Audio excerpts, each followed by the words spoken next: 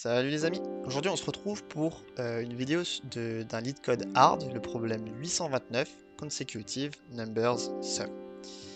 L'idée c'est qu'on nous donne un entier n et il nous demande de calculer le nombre de décompositions en somme d'entiers positifs. D'entiers positifs consécutifs. Donc, par exemple, pour 5, la réponse c'est 2. Pourquoi il y a? Parce qu'il y a deux décompositions possibles. Donc on a bien 5 égale 5, et on a aussi 2 plus 3 qui est bien une somme d'entiers positifs consécutifs. Entiers consécutifs, ça veut juste dire qu'ils se suivent. Donc après 2, il y a bien 3, donc c'est bien une somme d'entiers consécutifs. Si on prend n égale 9, on a 3 décompositions. On a 9 égale 9, mais on a aussi 9 égale 4 plus 5. 4 plus 5, c'est bien une somme d'entiers positifs consécutifs. Et 2 plus 3 plus 4, qui fait bien 9, c'est aussi une somme d'entiers positifs consécutifs. On peut répéter pour n égale 15, etc. etc. Et voilà. Donc, ma première intuition, c'était d'avoir une solution avec deux pointeurs, un pointeur à gauche, un pointeur à droite, et de parcourir en fait un petit peu intelligemment toutes les sommes possibles dans l'array pour pouvoir avoir un résultat. Et dès qu'on tombe sur une somme d'entiers positifs consécutifs qui est égale à n, eh bien on l'ajoute au résultat. Sauf que ce problème-là, c'est que le problème avec cette solution, c'est que c'est une solution linéaire. Or, quand on regarde les contraintes, on a n borné par 10 puissance 9, qui est un nombre très très grand. Donc si jamais on a une solution linéaire, eh bien ça va prendre longtemps à compiler. Et en effet, ma solution marchait bien, enfin relativement bien. On est allé jusqu'au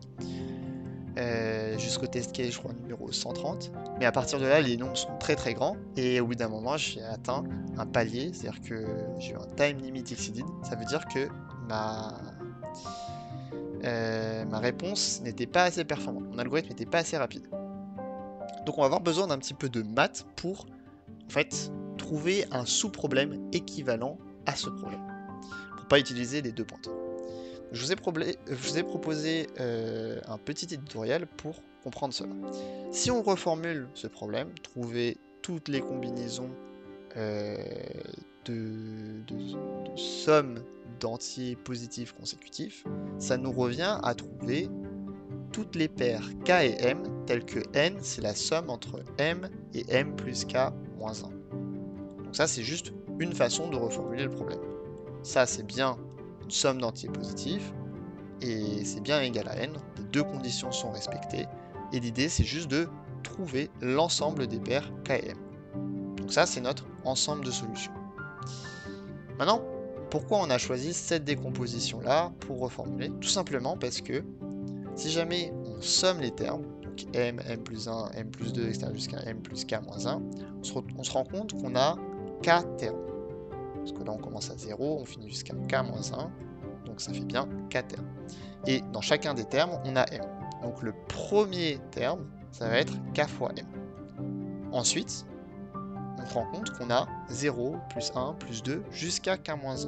Ça, ce n'est rien d'autre que la somme des entiers naturels de 0 jusqu'à k-1. Sauf que ça, on connaît la formule des sommes des entiers naturels jusqu'à L, ça va être L plus 1 sur 2. Donc quand L vaut k-1, ça nous donne k-1 fois k divisé par 2.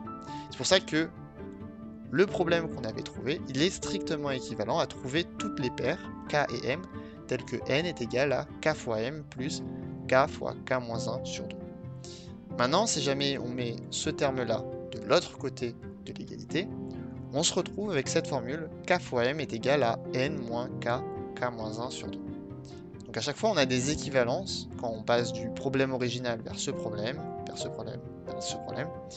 Et cette formulation du problème, elle est très intéressante parce que en plus, vu que m est un entier positif, d'après la définition, hein, ça veut dire que k, il va diviser n moins k moins 1 sur 2. Pourquoi il va diviser n moins k fois k moins 1 sur 2? Parce que sinon, eh bien, n moins k fois k moins 1 sur 2 divisé par k, ça ne sera pas un entier. Or, si ce n'est pas un entier, m, qui est égal strictement à ça, ne sera pas un entier. Pourtant, M est un entier positif puisque c'est comme ça qu'on l'a défini. Donc ça, ce serait absurde. Et donc, c'est pour ça que notre problème de base est strictement équivalent à K divise cette formulation. On a aussi la condition que M doit être strictement positif. Et donc ça va nous permettre de itérer à travers toutes les valeurs de K. Et dès que K va diviser ce nombre-là, ça voudra dire que K et M seront une formulation du problème possible. Et donc on va pouvoir ajouter 1 à notre compteur de décomposition de somme d'entiers positifs consécutifs. Pourquoi ça c'est intéressant? Parce qu'on n'a pas besoin d'itérer K de 1 à N, on a juste besoin d'itérer cela jusqu'à racine de 2n. Pourquoi racine de 2n? Parce que quand on fait le calcul, n moins k carré moins k, ça va être moins 2n moins racine de 2n sur 2. Et donc, n moins 2n sur 2, ça fait 0. Et ici, le moins 1, donc le moins racine de 2n sur 2, divisé par racine de 2n, en fait, ça n'est rien d'autre que le résultat lui-même. Donc, voilà. On aura si on rajoute 1, on aura bien la condition m strictement plus grand que 0. Et, d'après ce que je viens de dire, on a besoin d'aller que jusqu'à racine de 2n. Donc la complexité de notre algorithme ne sera pas une complexité linéaire, ne sera pas en grand O de n, mais que en grand O de racine de 2n. Donc ça c'est très intéressant parce que on a transformé le problème et pour le résoudre, ce nouveau problème, on n'a pas besoin d'itérer jusqu'à n, on a besoin d'itérer que jusqu'à racine de 2n. Donc on a gagné une demi-puissance en fait de complexité, ce qui va nous permettre de résoudre ce problème dans les temps. Donc une fois qu'on a compris ça, je vous propose de passer au code. Donc on va avoir un compteur global qu'on va appeler count. On va initialiser à 0. Et ensuite, on va juste faire for k in range de 1 et int de math.sqrt de 2n et le tout plus 1 pour être sûr que notre m est positif.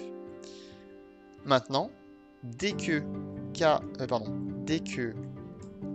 n moins k fois k moins 1 sur 2 est divisible par k, sous-entendu k divise n moins k, k moins 1 sur 2, eh bien ça veut dire, d'après la démonstration que je viens de vous faire,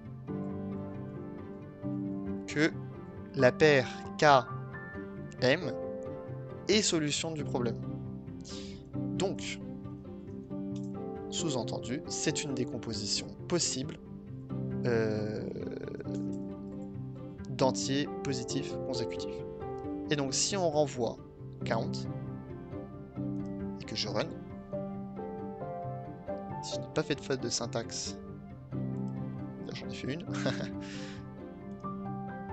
Quand j'appuie sur run, normalement ça doit bien compiler et on a bien le résultat attendu. Donc si je submit,